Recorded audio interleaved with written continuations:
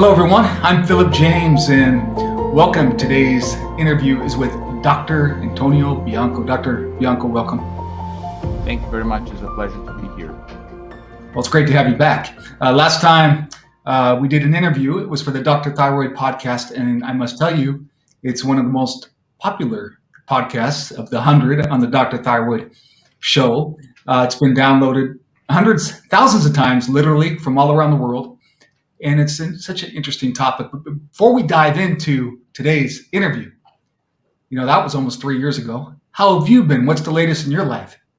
Well, everything is fine. I mean, obviously, we have to adjust to COVID and keep working with while there's a pandemic going on.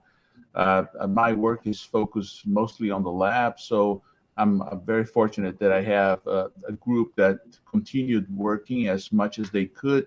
There were restrictions, but things were okay. We were able to produce a bunch of stuff. So the latest is, and maybe for those who haven't heard your podcast before, if you could share a little bit about your background and experience. It will be listed in the description, but if you could give us a little more information about your background. Sure. I grew up in Brazil. I got my medical degree and a PhD and research and clinical training in Brazil. And about 25 years ago, I moved to the US. I worked for about 10 years at the Harvard Medical School at the Brigham and Women's Hospital. Then I became chief of endocrinology at the University of Miami. And then I moved to Chicago. And right now I'm a professor of medicine at the University of Chicago, where I have my laboratory. Well, the topic today is the latest innovations and treatments, 2021 for hypothyroidism, and related to T3 also. What can you tell us about this? Well, I mean, I think that in the last maybe few years, what has happened is that there's a greater acceptance by the academic medical community on that T3 plays a role in the treatment of hypothyroidism. It might not play a role for 100% of the patients. However, it does play a role for a substantial number of patients. It's hard to put a finger on what that number is. I don't think that actually really matters much. It's somewhere between 15, 20, 25%. We are just not sure. And as you see statements from the American Thyroid Association, the British Thyroid Association, the European Thyroid Association, they all agree that, number one, there is a population of individuals with hypothyroidism that do not benefit fully from treatment with only levothyroxine. So that's a major milestone, right? We changed our view from years ago where we would say, treatment of hypothyroidism is with levothyroxine, and that's it. No, now all these leaders in the field agree that there's a population of hypothyroid patients out there that they just don't feel well on only levothyroxine. Now, that's a deal. Wow. I think that's a major change. And unfortunately, that population is large, and some of them respond to adding T3 to the treatment, and some of them don't. And we might go on and discuss why that is, but all of these societies, they say now they recognize that, if you're a hypothyroid patient and you're being treated with levothyroxine and you don't feel fully well, your doctor should provide you with a combination therapy as an experimental trial, as a trial. Right? You're going to receive that combination therapy the way it has to be done. This is the way it's done, by the way. The societies tell you how to do it. And then, good. I mean, maybe you're going to feel better. Maybe you're not going to feel better. But at least we changed their attitude, because before we would say, don't do it. Just don't do it because it's worthless. No, it is not worthless. Wow. A bunch I can't of tell people you. respond to T3. I've had thyroidectomy, and I can't tell you how many times I heard it from doctors that it's worthless to incorporate T3, even though I feel not good just on T4. Right. And we're talking about a major paradigm shift, really, of acceptance. And it's very validating for thyroidectomy patients, hypothyroidism patients, that just knew they weren't feeling good on T4 alone. Yet they would go into the endocrinologist. The doctor would say, no, this is all you need, T4, because actually your body's... So this is talking about a major shift. Yes, a major shift, and it's interesting that uh, what supported that position from the past. What was there to support that? Well, if you look at the clinical trials, there are about 20 clinical trials that have been done in the last 20 years. And if you add all the patients, you get about 1,000 patients in all those clinical trials. And it is true that when you compare what's the efficacy of levothyroxine versus the efficacy of levothyroxine plus T3, and by efficacy, I mean all those questions. How do you feel? Do you feel tired? Do you feel good? They do cognitive tests sometimes. They test your memory. So after all those tests, there is no statistical difference between both treatments. But let's pause and think a little bit about that. What does that mean? It means if you take a group of hypothyroid patients and treat them with levothyroxine, and then you switch them to levothyroxine plus T3, there's no difference. But we just started by saying most patients with hypothyroidism do feel well with levothyroxine. So if you have 100 patients, 80 feel well on levothyroxine, you switch those 100 patients to levothyroxine plus T3, those 80 that did well on levothyroxine, they're going to still feel well on levothyroxine plus T3. The difference is just for those 20 people that actually needed the T3. And And of those unfortunately, 20, how many of those will feel better? we don't know. I can tell you about the recent studies that we had, but what I just wanted to complete the thought is that the effect of T3 on those 20 has been lost because it's all mixed up with all those patients that do feel well. So a major shift in the shift in paradigm came along with the idea that from now on we have to focus on those patients that are symptomatic, those patients that remain, because we don't want to help further the patients that do well on levothyroxine. We want to help the ones that don't feel well on levothyroxine. Now, just recently, I was lucky to be part of a study that was conducted at the Walter Reed Medical Center by Dr. Shakir and Hong, and it was actually just published maybe 2 or 3 weeks ago, and in which they did just that. They did a new clinical trial, randomized, double-blinded, in which patients were treated with levothyroxine for 4 months and then switched to combination therapy and then switched to desiccated thyroid extract, but all in a random order. So it was all mixed up. No one knew who was where, right? It was all blinded, the doctors and the patients. And the conclusion was that, again, as a group, there's no difference. However, if you take those that don't feel well on levothyroxine, which was about 1/3, those responded dramatically to either combination therapy or desiccated thyroid extract, and they prefer that as well. So I think that we are observing a major change in treatment of hypothyroidism, with the recognition that those patients that don't feel well do most likely benefit from adding T3 to their therapy. Dr. Now, Bianco, one thing I need to say is there's a group of patients that don't feel well even when you add T3. Okay, what does that mean?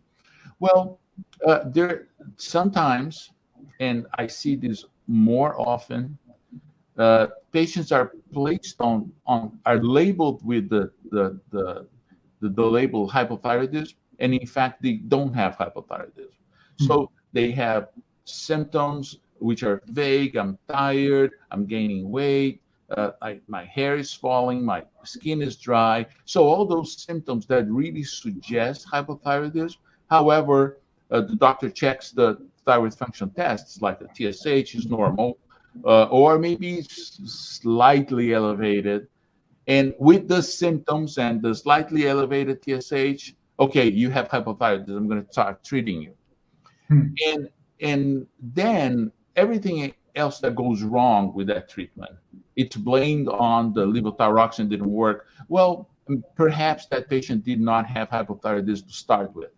And I see more and more doctors being very liberal with the giving levothyroxine. There's a study that assessed this problem in the US, recently published, and they think that up to 20%, 30% of the patients that are on levothyroxine, in fact, don't have hypothyroidism. So that's the first category. For those patients, the symptoms were due to something else. Bianco, what do they have? If they so the Right. I mean, TSH, in they have my the experience, symptoms, in my but the TSH experience, is normal. absolutely. In my experience, the number one confounding factor is menopausal syndrome. For Mm. women, all women go through menopause, and those symptoms of menopause, feeling tired, problems with memory, cognition, the skin changes, the hair changes. Yes, it could be hypothyroidism, but yes, it could be menopausal syndrome as well. Oh, they could have the vitamin B deficiency. They could have other autoimmune diseases that need to be Parathyroid disease. well. I mean, they can have Yeah. a bunch of things that might feel that you might not feel well, and the Mm. TSH is slightly elevated, and the doctor stops at the TSH because it's the most logical and the easiest one to get. But in fact, there's no thyroid disease, and you're trying to treat those symptoms that were similar to hypothyroidism, but with thyroid hormone. But if you don't have hypothyroidism, that's a problem. I myself, many patients, and I, I said, well, what is the evidence that you have hypothyroidism? So we need to look at that population of individuals that don't feel well on levothyroxine in a very smart way. Yes, a lot of them will benefit from T3. A lot of them have other causes that explain their Mm. symptoms and needs to be investigated. And a lot of them don't even have hypothyroidism and are being treated. And we think thyroid hormone is not going to help them no matter what you do. Mm. This is ground shaking because I can't tell you how many times I have heard you're taking T4, that's all you need. And I would say, I just don't Right. feel good. And then once I switched to desiccated, T4, T3, in fact, I do feel improved. But meanwhile, the same doctors that said you don't need it, they stick to their guns and say, all you need is levothyroxine. You just need T4. Right. Yeah. And I think that came from uh, the shift from desiccated thyroid extract has been used for almost 100 years, right? It started around 1900, and then in 1970 stopped. Mm. And from during 1970 and 1980, there was a shift from desiccated thyroid extract to levothyroxine. Thanks Mm. to uh, science, the progress of science, we realized that T4 gets converted to T3. So doctors thought, well, then if the body converts T4 to T3, then we actually Mm. don't need to give T3 because the body is smarter than we are and will produce the sufficient amount of T3. Well, guess what? That's not true. It does not. So that's the other change that has happened that underlies all these changes in the medical societies. It Mm. has been realized that if you are treated with levothyroxine and you have hypothyroidism, your T3 will always be relatively low, and your T4 is always going to be relatively high. So you have a higher T4 and a lower T3 through life. And I don't understand why. That was discovered 1974 by a famous thyroid doctor, Dr. Jack Oppenheimer. And Mm. at that point, looking back in history, I think flags should have been raised. Say, wait a minute, we are giving levothyroxine only, and T3 is subnormal. How is that possible? How? Of course, this patient is not going to feel well if the T3. What's T3? T3 is the hormone that actually does something, is the biologically active hormone. T4 doesn't do much. T3 is the one that can resolve symptoms of hypothyroidism. Mm. So if T3 is low, what do you expect is going to happen? Right. But somehow people ignore that. And I can't understand that, why people ignore it, but they did. And you know what? Let's not even measure T3. And I learned this. T3, measuring T3 in hypothyroidism is useless. Don't even go there because it's all you have to measure is T4 and TSH. Well, that brought us where we are today. Patients are watching this, or they might be listening to it. It's a podcast on iTunes. But whether they're watching or listening, some are feeling real validation. And they've been told over and over and over after they're saying, "Doctor, I feel crummy. Can I try T3?" Doctor says, "No, we're not going to give you T3. All That's you right. need is T4." What should those patients do if they have an endocrinologist that is just not willing to treat them with T3 along with T4? Well, I think the patient needs to talk to their doctor, number one. A very important part of this treatment is the doctor-patient relationship. And we recently did a survey about symptoms of hypothyroidism and looking at brain fog, because that's one of the things that they complain a lot. And a subcomponent of brain fog is the fact that the patients are extremely frustrated with their doctors that don't listen to them.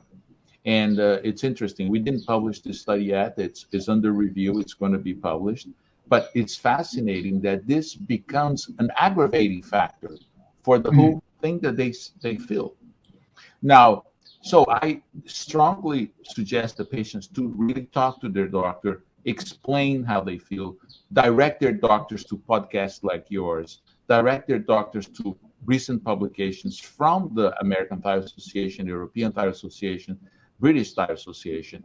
And after all this, if the doctor still does not want to try something, that patient unfortunately needs to look for another endocrinologist that will have a more open-minded towards treatment of hypothyroidism. Dr. Bianco, thank you for saying these words, because really there's patients listening right now saying, "Oh my God, I knew it. I knew it. I knew it." And to hear this from you, it's going to really, it might really improve their life, because now they have a door open to get that T3 or at least try it. Maybe it's not going to work. Now, can we batch together hypothyroidism patients and patients that had thyroidectomy Say that again. in regard to taking thyroid hormone, and Uh-huh. some that are only on T4?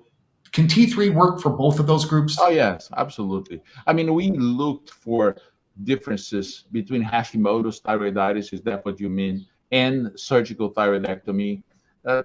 There's not a great deal of these differences. In this last survey that we did, which involved almost 6,000 individuals that had hypothyroidism and brain fog.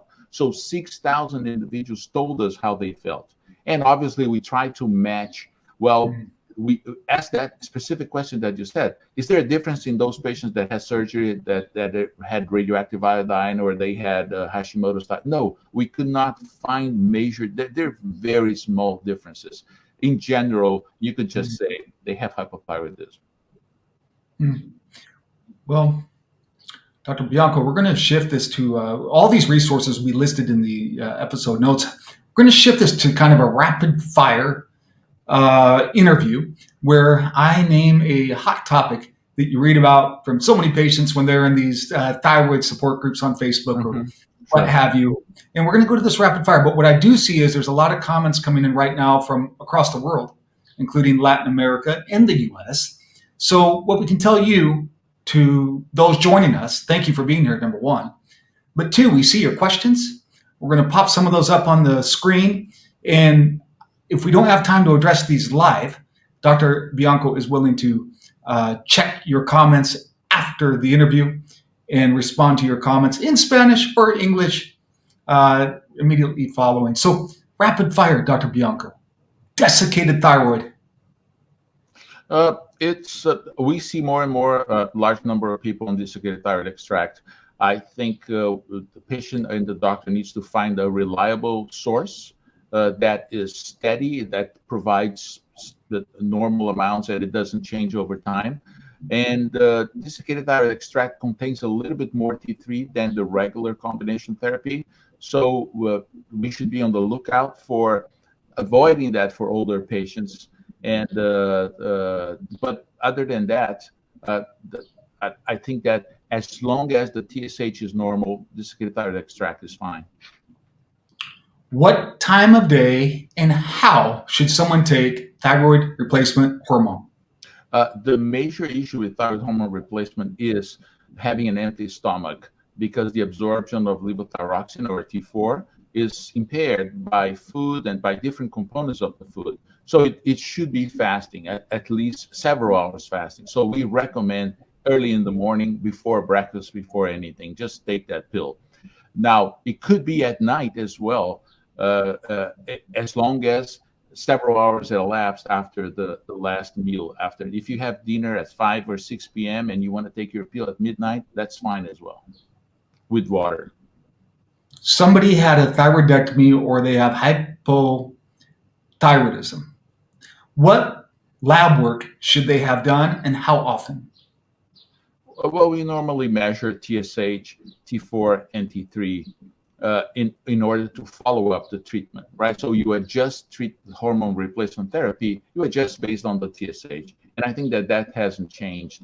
What changes is how you do the treatment, but you always need to keep the TSH within the normal range. A patient has an endocrinologist that absolutely refuses a patient to try desiccated thyroid. Why? And after why, then what do we tell the patient to do?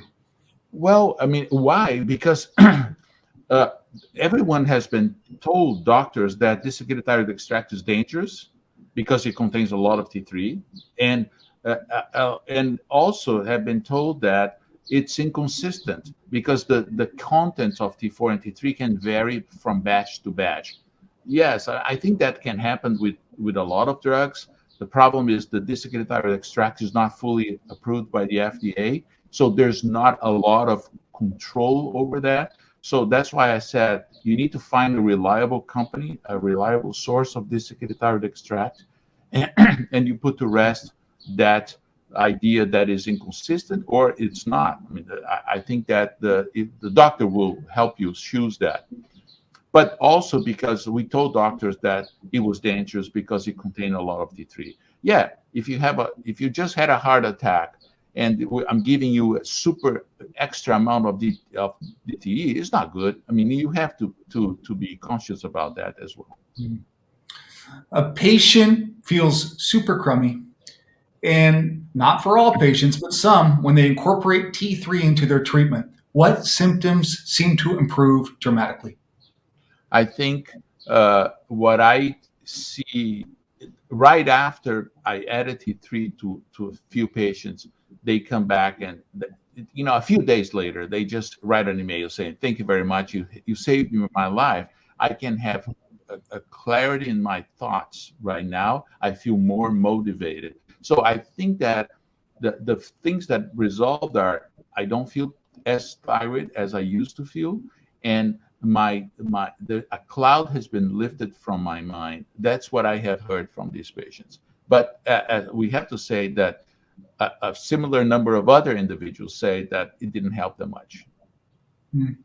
Well, Dr. Bianco, this is exciting. Thank you, and looking forward to your latest research. However, we got really a treat here to hear about it first, and for the audience listening or watching, this is fantastic news. I mean, can they take this video and show their endocrinologist and say, "No, look, I told you so. Can I try T3? Can I try desiccated?" Yeah, absolutely. Yes, I think that if, uh, there's a bunch of new stuff coming up that supports what I'm saying.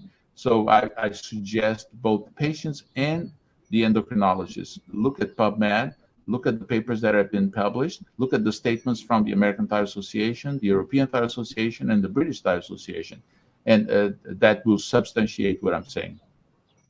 Great. Well, Dr. Bianco, thank you so much. It's great to have you here. Any final words before we say farewell? Well, I mean, I think that it has been 50 years of changes in the treatment of hypothyroidism. Uh, these 15 years were extremely interesting because we saw a shift from desiccated thyroid extract to levothyroxine only, and we saw flags, things happening, and we didn't pay attention to them. And thanks to the patients that pushed and pushed and pushed, this change is happening. And unfortunately, because from a medical point of view, everything was fine. The doctors did not start this revolution, if we can call it that way. Who started this revolution were the patients, and the patients pushed, and people like me, and there's a lot of people like me, heard what the patients were saying and started thinking, are we doing the right thing? And thanks to those doctors is that we are seeing this shift back now to the idea that yeah, patients do need to feel well, and some of them were not feeling well on levothyroxine. This is revolutionary in a certain degree. And I wonder, because the patients were being listened to, it sounds like the patient's voices got louder. And I wonder how much social media had to do with this. Oh, I think a lot. I do think so. The first time that patients got together and started to move this forward was in 1996, when patients wrote letters to the British Thyroid Foundation. They wrote letters to a psychologist, and they explained to her that they weren't feeling well. And they were actually happy to see that other patients were not feeling well as well, because they thought they were nuts. And the fact that others that had hypothyroidism and also didn't feel well made them feel stronger. So in 1996, they wrote letters complaining. So this journey has been almost 25 years in the making. And and afterwards, obviously, with social media, I go on those patient groups as well as you go, and because I want to see what they're saying, I want to be part of that, and I see the same things that you see, and the patients complaining. Well, kudos to you for listening to patients that way. And one final thing, and that is sourcing T3 or desiccated. And I'll tell you by personal experience, when I was in Argentina, I had to cross the border to Uruguay to get T3. And when I was recently in Taiwan, there was no desiccated, there was no T3. Here, whether you're in Thailand, many parts of the world, no desiccated, no T3. Correct. What can a patient do if their country does not have T3 or desiccated available?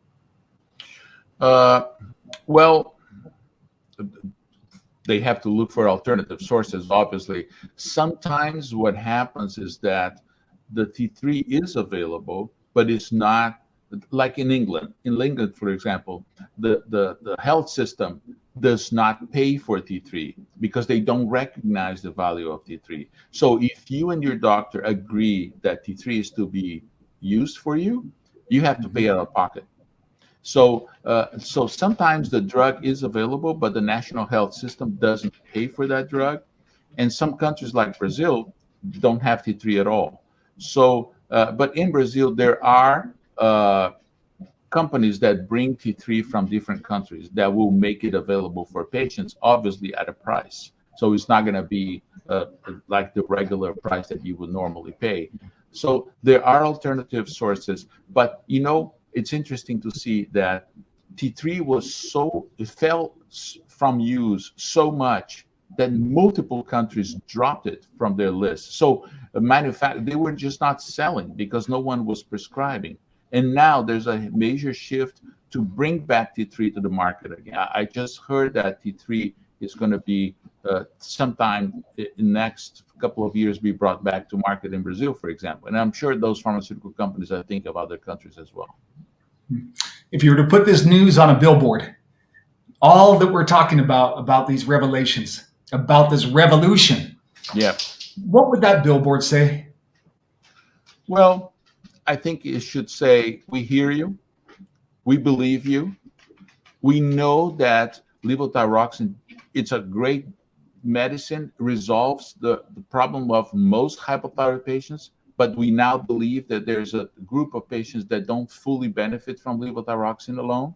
And for those patients, we need to combine T3 with levothyroxine as well. Thank you, Dr. Bianco. You're welcome. Have a great day.